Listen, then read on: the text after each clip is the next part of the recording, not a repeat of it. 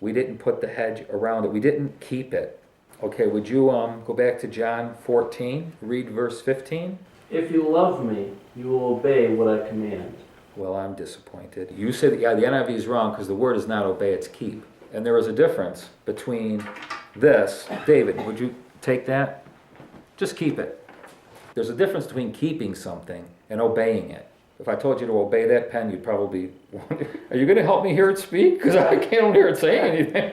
The Greek word I'm talking about now is not obey, it's keep. Now, we use that word keep. We could mean it the way we use it, and this is where English and the Greek, it gets kind of funky. We could look at it like, well, the word keep and obey are like the same thing. No. If you keep something in your heart, Jesus is saying, in fact, would you back to John 4, or in 14th, would you read verses 23 and 24? Jesus replied, if anyone loves me, he will keep my teaching. My Father will love him, and we will come to him and make our homes with him.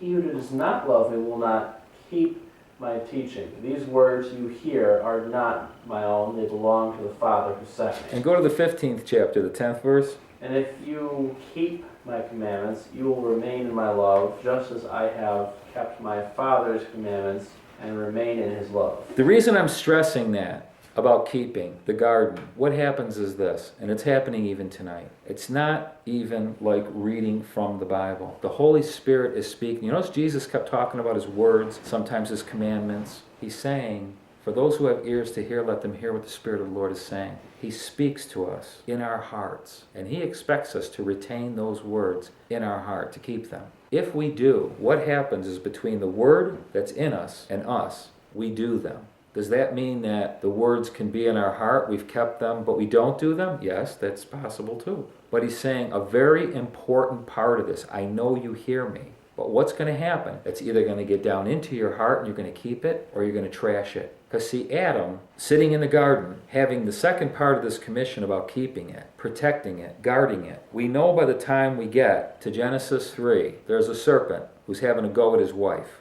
Now, Genesis 2, we know that everything was brought before him. I don't know what exchange Adam ever had with the serpent. I have no idea. Maybe he just named him and that was that. But this serpent is having a go at his wife, and he's there, and he's doing nothing. I don't know if you ever thought of it that way.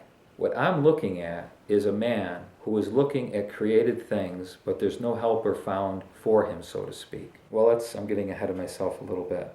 Let's go back. The first point was to guard our hearts, to receive, to keep, and to do with him. We're not in this thing alone. He's with us by his power, his presence. We guard our hearts and we guard our surroundings. Adam didn't, and we end up in Genesis 3. The second point is about our hearts, the word and the spirit of truth. Let's go back to John 14. Would you read 15 through 18? If you love me, you will keep what I command, and I will ask the Father, and he will give you another counselor that will be with you forever, the Spirit of truth. The world cannot accept him because it neither sees him nor knows him. But you know him, for he lives with you and will be in you. I will not leave you as orphans. I will come to you. Truth is the key word. The Spirit of truth, the word of truth. I believe that part of Adam's problem, if you would, was buying into a lie, and nobody had spoken it to him. So where are you getting that from? I'm getting it from this simple fact that Adam was told to keep something, and it appears as though he didn't. Not in the form of disobeying God, but in the form of looking at it, and it just didn't make any sense. It's almost like self-deception. He deceived himself into saying, well, everything is good. What have I got to protect? I don't have to keep it, and things will be fine. In the beginning of Romans, Paul uses an expression about exchanging the truth of God for a lie.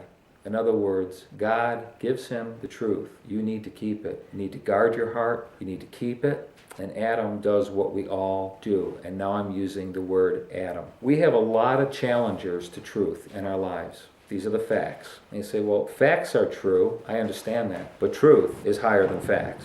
Doctor says you're going to die. Well, the truth is you're not. He's just going by what he sees and whatever.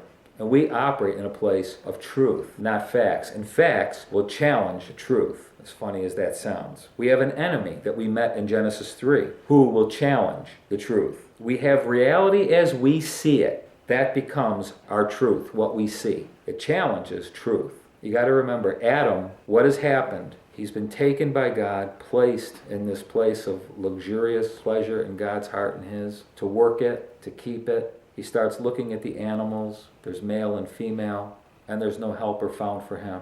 He's starting to look around at things and form his basis of truth based on what he's seeing and experiencing instead of what God has said. Would you read the 18th verse of Genesis 2?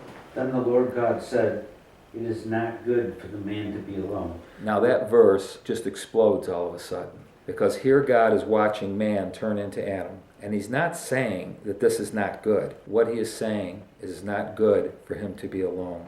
So when Steve says, "I don't get this though. Why do I have to keep the garden?" That Carol says, "Because God said so." I don't get it either.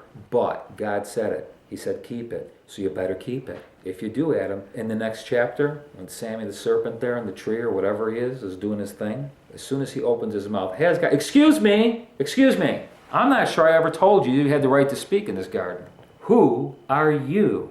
And the woman doesn't even get a chance. I mean, she doesn't really get a chance. Peter talks about her being a weaker vessel. You can call her whatever you will. The point is that she's going to help Adam, I think, to get back on course. I see the problem with Eve started in Adam, back in Genesis 2, when Adam's affections were getting more drawn to earth than to God himself. And once that happened, God's saying, "This is not good. I'll give him a woman. Between the two of them, they'll be one, and they'll be able to get through this." It is not good to be alone. It's not just an indictment against loneliness. It's an indictment against deception. It's much harder for two people to be deceived than one. And every one of us in this room can deceive ourselves. But if you've got someone who loves you, who's by your side, hopefully they will help you not to fall into self-deception, to think you're more or less than what you actually are, to help you not to slide from being the man that God made into be the Adam that we call ourselves. But this whole problem, if you would, revolves around Adam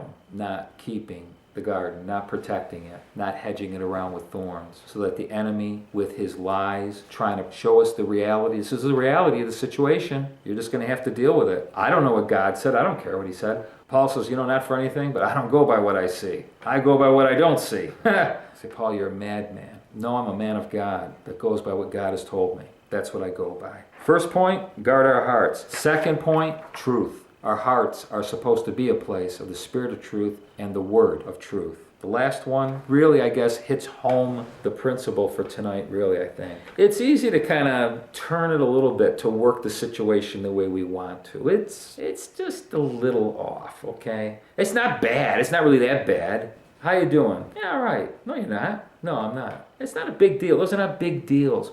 But what they are is just not quite rolling with the Spirit and the Word of truth on things, to really live honestly. See, and what I mean by that is whether we go into the garden in the Old Testament of a man sitting there, befuddled. I really do want to keep it because I really love you, Lord. This is a great place, and you've made it clear to me who I am and who you are and the whole thing. But can you give me a clue, like who I'm supposed to be concerned about as an enemy to your plans and purposes? I mean, help? I'm going to give you a helper. But for now, can we be honest about it? It's not a religious kind of principle. It is work, this garden, this life of God in me. It's work, and it needs to be protected. But the strongest protection we've got is to live in and by the truth and be honest about it. Closing it down, Genesis 1, the very first verse, God created the heavens and the earth, requires faith. I can see the earth, I can't see the heavens. God says, well, they're there. I made them. I can't see them. I know. You're going to have to trust me on this one. So right off the bat, the very first verse, we've got the seen and the unseen. Faith becomes an issue. Chapter 2 of Genesis, you can't miss the love. Faith and love are working together. We get to Genesis 3, which we're not going to address tonight, like I said, and it's obvious that there's a problem, believing God and loving God, as both get set aside for another truth. And like I said, Paul said, when the truth of God is exchanged for a lie, literally all hell breaks loose. If you go back and read Romans 1, the reason why it's absolutely crucial that we live honestly is because if we don't, and when we don't, we're literally exchanging the truth of God for a lie. And once a lie becomes the foundation, all hell breaks loose. If any aspect of our life, it's crucial to be standing on, walking in, swimming in, living in, whatever words you want to use, the truth. because it knocks off all the challengers, because it is the truth. We receive, we keep, and we do. We live it. We know that in John's gospel, in the beginning was the Word, and the Word was with God, and the Word was God, Word. Jesus prays in John 17, your Word is truth. In John 14 that you read earlier, I am the way, the truth, and the life. In the first chapter, Jesus, full of grace and truth. Could it be that there is a word at the center of every one of us that is truth, that we can actually say like Jesus, I am the truth? Because the word that I speak is not the words. They're not from me. They're not from myself. They're from God. The life that I live is not really of me. It's from God. It is the truth. I am the truth. His word is truth. The word became flesh. The word is being fleshed out in me. John says, no man has ever seen God. And we can stand here and go, how's he look to you today? This is not heresy. This is truth. The Word gets fleshed out in our lives. The Word becomes flesh and dwells among people. It's the truth. As we guard our hearts, keep your heart with all diligence, for out of it flow the issues of life. I was thinking that, we've become very promise and prophecy oriented, which is not bad.